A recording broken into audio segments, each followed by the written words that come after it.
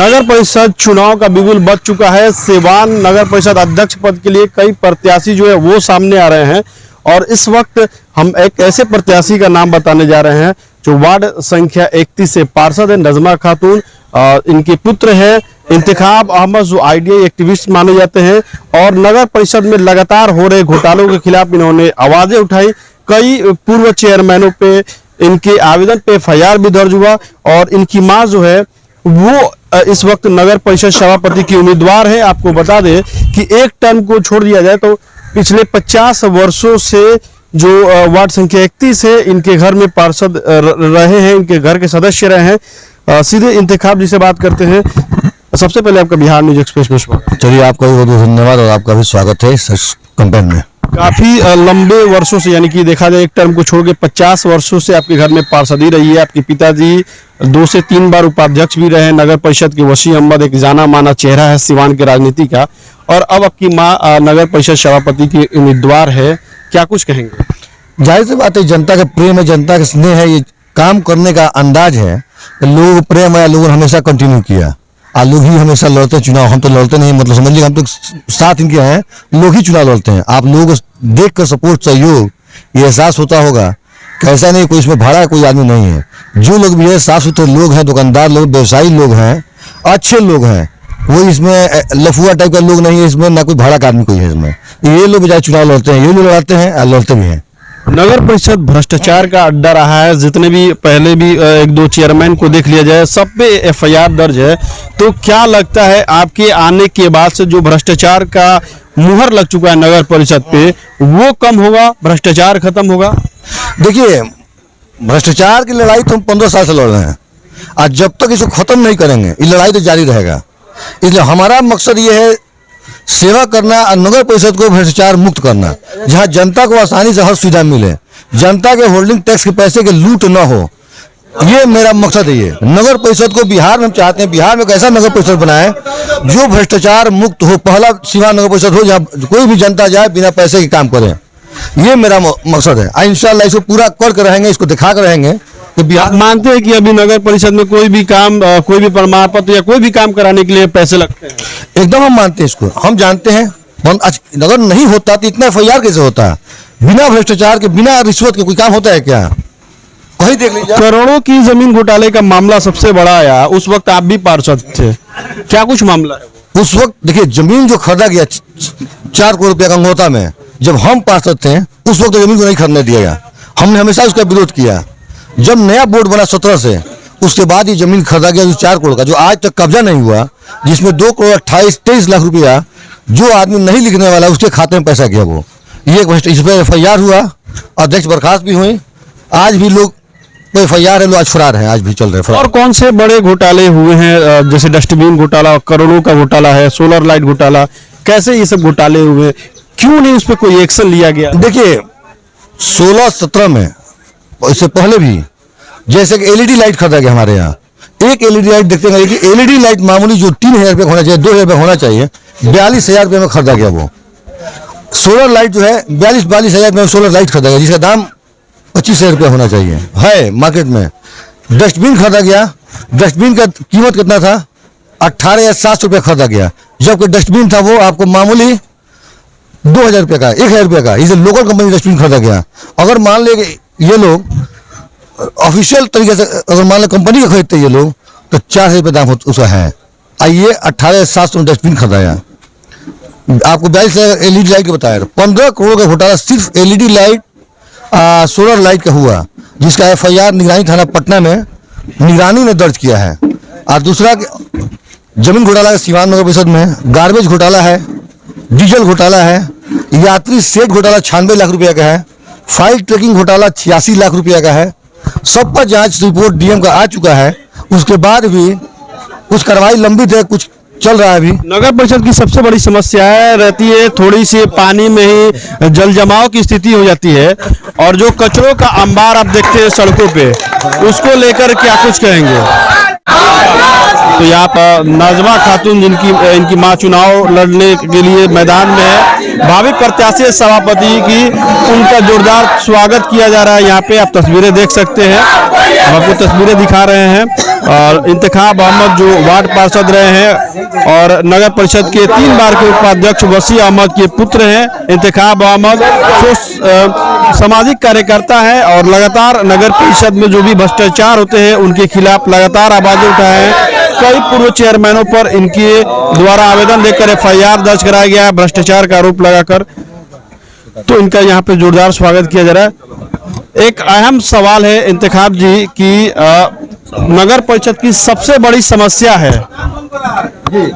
नगर परिषद की सबसे बड़ी समस्या है थोड़ी सी बारिश में जल जमाव हो जाता है, झील जैसा जो सीवान शहर है वो दिखने लगता है और कचरों का अंबार लगता है। इसको कैसे निपटेंगे? देखिए, कोई बड़ी समस्या नहीं है। आपको वाटर लॉगिंग की समस्या हो या अतिक्रमण की समस्या हो, जब आप जानते हैं कि सीवान नगर परिषद साल के 2 करोड़ 35 लाख रुपया NGO को देता है, उसके बाद सफाई NGO का नाम दिया जाता है, NGO काम नहीं करता है, नगर परिषद संसाधन से काम किया जाता है और 2 करोड़ 19 लाख रुपया फर्जी भुगतान होता है नगर परिषद में।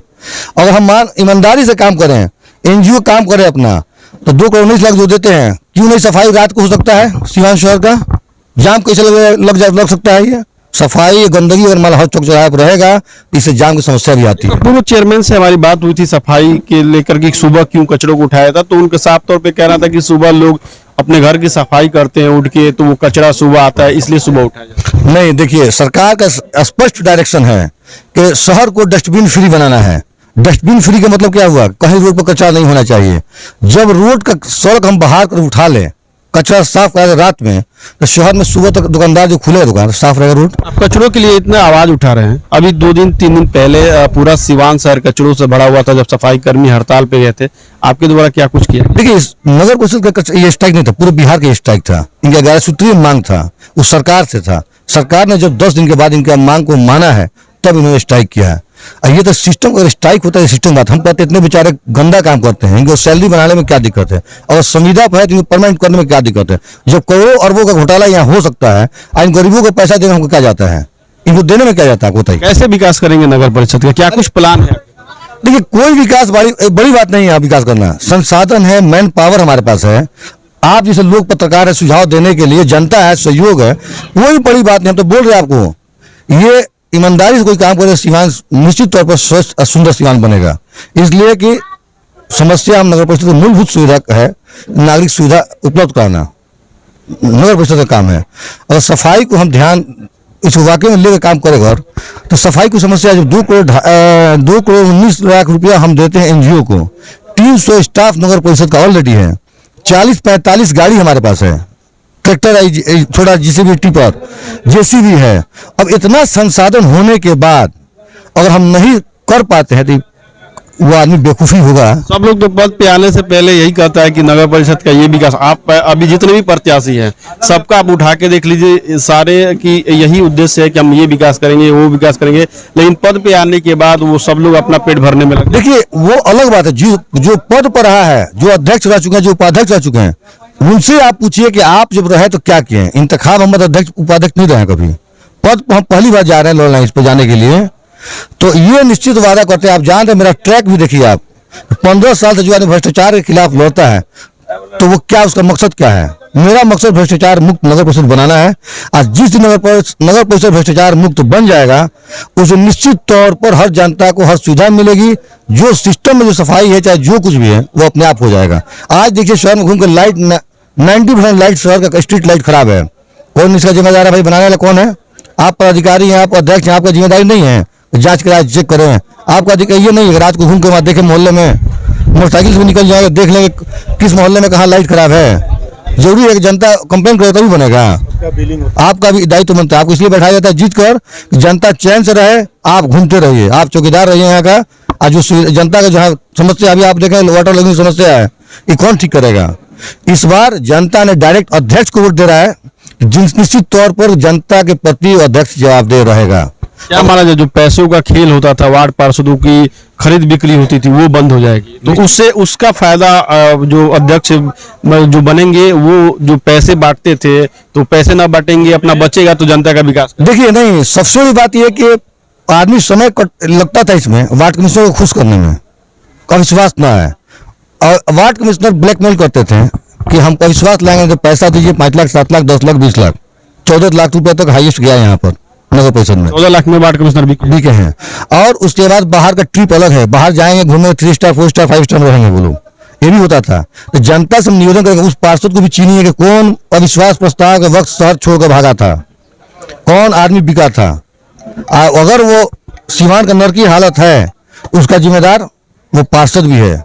अगर ये काम हम लोग पहले भी अविश्वास प्रस्ताव में लोगों को बदल दिए होते, जो काम नहीं करता उसको बदलिए, आप बदल दिए होते तो आज इतना दयनीय स्थिति हमारा नहीं होता। अब लगातार भ्रष्टाचार के खिलाफ आवाज उठाया, उसी क्रम में नगर परिषद में आग भी लगी थी। क्या कुछ मामला था नगर परिषद में जो आग लगी थी? देखिए आग लगी नहीं थी, लगाई गई थी। स्पष्ट बोला जाए जितने घोटाले के फाइल थे स्टोर रूम में थे उसको आग को लगाई गई थी।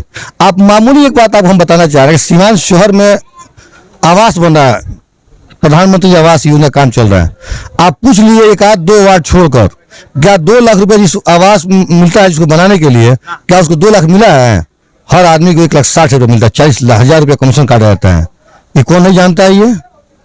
लेकिन हमारे वार्ड में 2 लाख का 2 लाख रुपए दिलवाते हैं, चाहे इसके कुछ जब रिश्वत लेते नहीं है तो देंगे भी नहीं।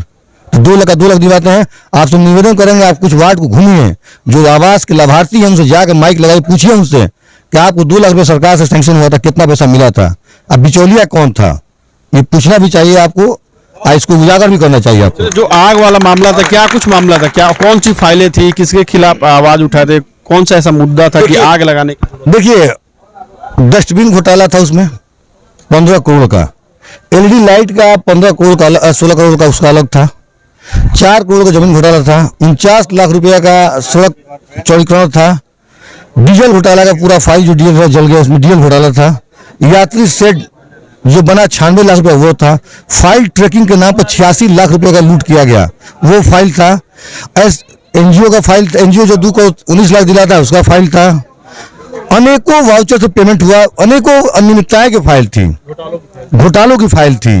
इसलिए जला दिया गया कि न रहेगा कागज, न मिलेगा इंतखाब को, न इसका उद्भेदन होगा, न FIR होगा। लेकिन वो लोग भूल गए हैं कि उससे पहले हमारे पास RTI से सब कागज मेरे पास है, इसका बिंदा वो बेफिक्र रहे।